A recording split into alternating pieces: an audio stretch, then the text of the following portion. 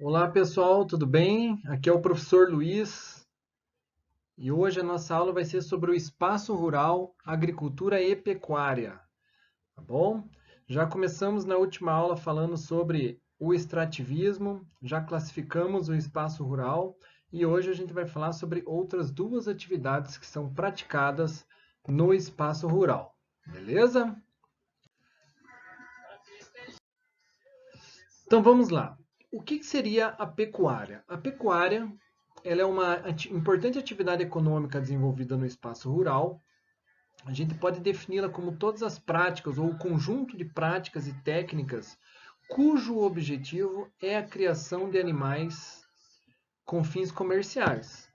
Então, se você cria aves com fins comerciais, se você cria porcos com fins comerciais, se você cria cavalo com fins comerciais, boi, búfalo, tudo isso entra na pecuária.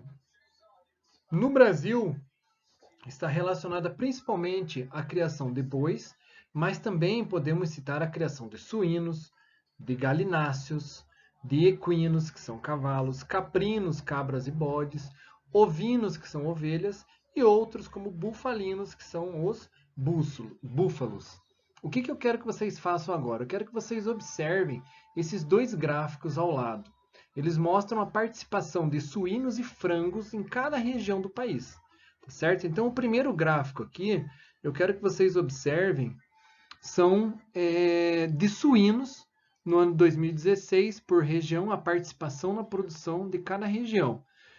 Observem que a região sul ela é a maior produtora de suínos do Brasil, com cerca de 65% da produção nacional, seguida pela região sudeste e depois pela região centro-oeste. O norte e o nordeste eles possuem uma pequena expressão na participação da produção de suínos, tá bom? Observem agora o gráfico ao lado, que é a participação na produção de frangos no ano de 2016 aqui no Brasil. Tá? Então, sempre considerando o segundo trimestre.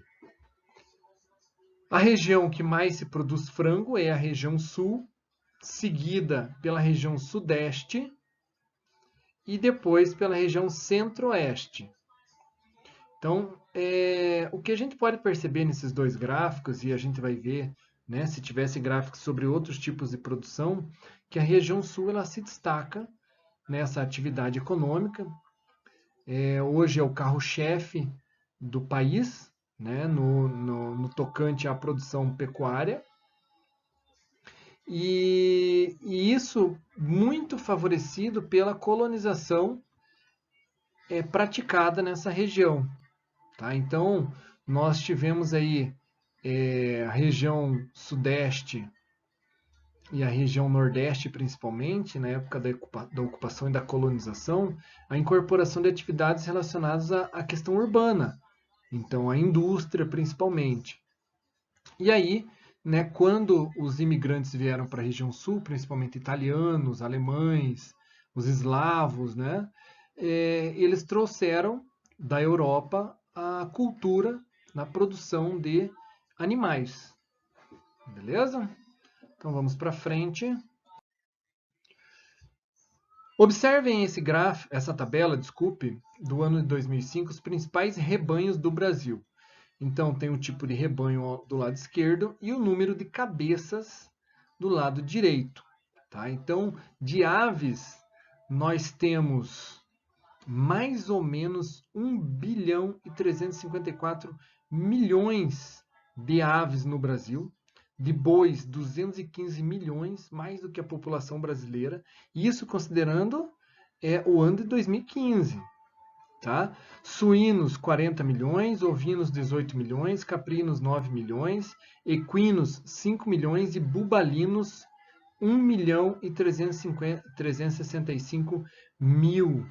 Tá? Então, o Brasil apresenta grandes áreas de criação de bois, cavalos, suínos, caprinos, ovinos e aves, como nós já vimos anteriormente. Tem um dos maiores rebanhos de gado bovino do mundo, é um dos principais exportadores de carne para os países asiáticos e europeus. O consumo interno de carne bovina é bastante significativo e proporciona altos lucros aos criadores. A região centro-oeste destaca-se como a área produtora de gado de corte, enquanto no sudeste, Minas Gerais tem produção importante de leite e seus derivados. Além do gado de corte, a carne de aves é um item relevante em nossas exportações e no consumo interno. O Paraná concentra as maiores criações, seguidas por Santa Catarina. Há também uma importante produção pecuária nos estados de Rondônia, Pará e Bahia. Mais para frente a gente vai ver, né, quando a gente for trabalhar a modernização da agricultura, a modernização da pecuária, a gente vai trabalhar também as fronteiras agrícolas. Então, ver para onde que as atividades agropecuárias estão se expandindo, tá bom? Observe ali agora a distribuição do rebanho de bois em 2015 pelo Brasil. Então, observe que está dividido por região, né, onde o laranja é a região centro-oeste, o verdinho é a região norte, o amarelo é a região nordeste, o vermelho é a região sul e o roxo é a região sudeste. Tá bom? Isso daí nós estamos tratando agora de rebanho bovino, não é mais aves e porcos. Então, observem que de rebanho bovino, onde se destaca é a região centro-oeste, com 33%. A região sudeste vem em seguida, depois a região nordeste, desculpe, perdão, a região centro-oeste, depois a região norte, tá? Aí, por fim, a região sudeste, a região nordeste e a região sul por último, tá bom? E aí nós temos a divisão de pecuária extensiva e pecuária intensiva. O que seria a pecuária extensiva? A pecuária extensiva é aquela em que o boi, o rebanho, ele é criado solto no pasto. Ele não tem uma alimentação balanceada, utiliza-se técnicas simples e ele simplesmente pasta. Bom, a incorporação de tecnologias é muito menor, por exemplo, do que na pecuária intensiva.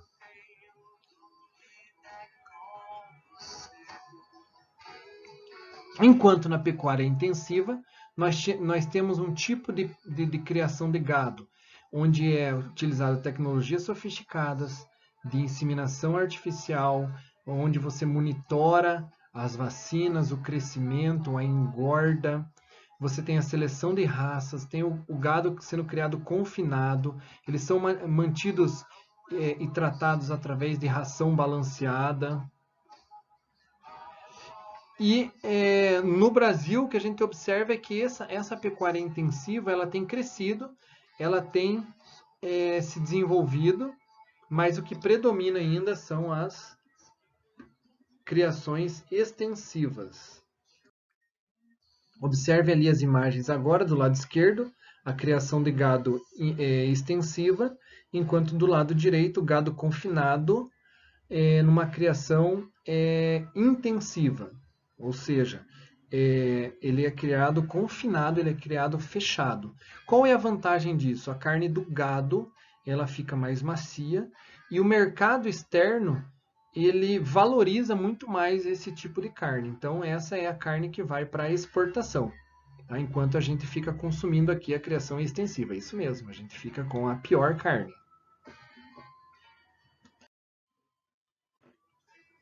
Bom, mas como tudo isso começou? Então, vamos analisar como é que foi a evolução dessas atividades relacionadas à agricultura e à pecuária no Brasil.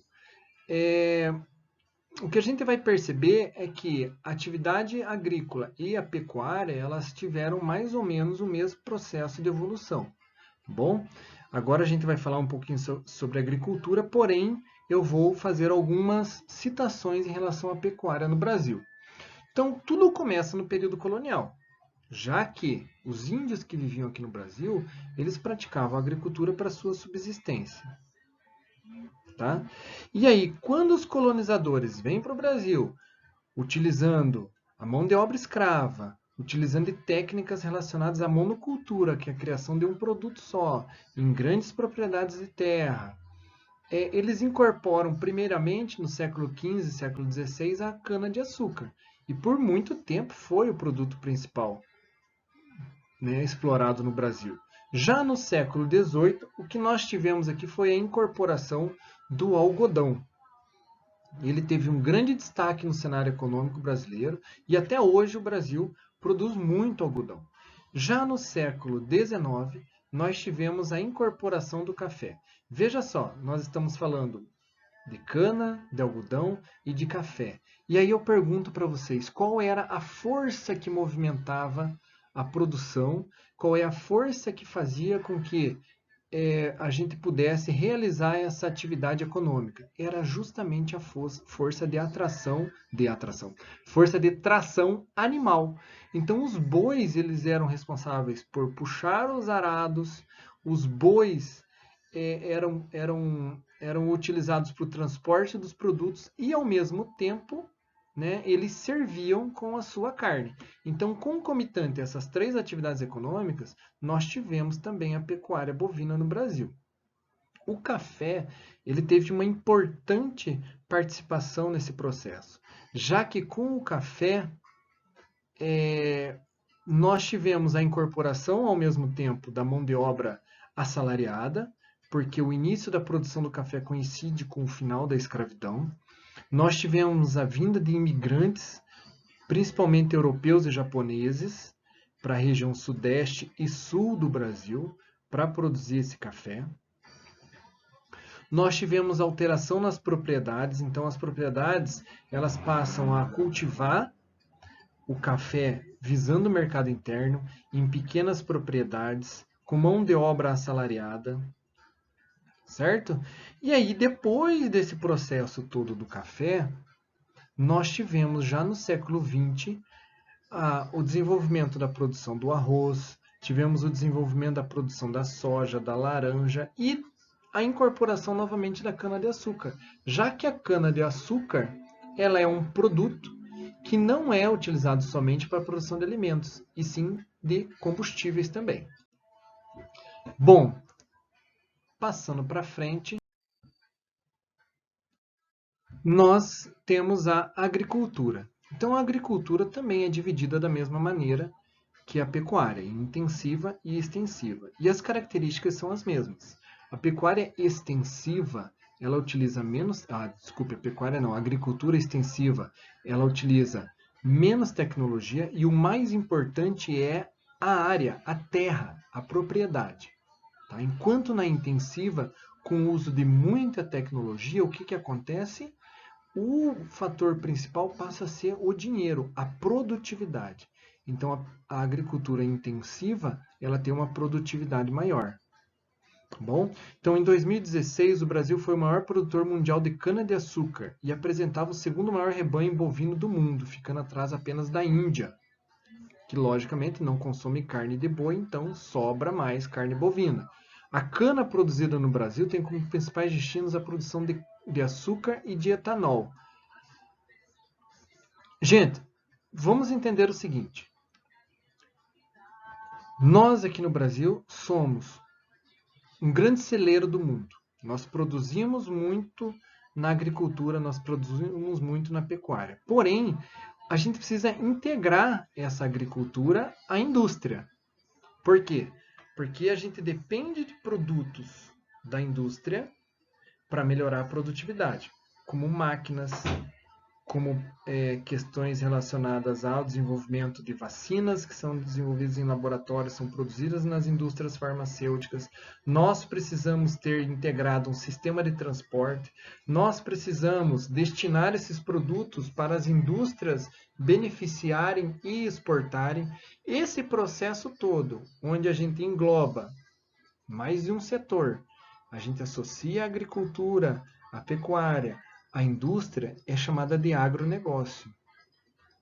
Tá? Então, a agricultura é o simples fato, a simples ação de você plantar.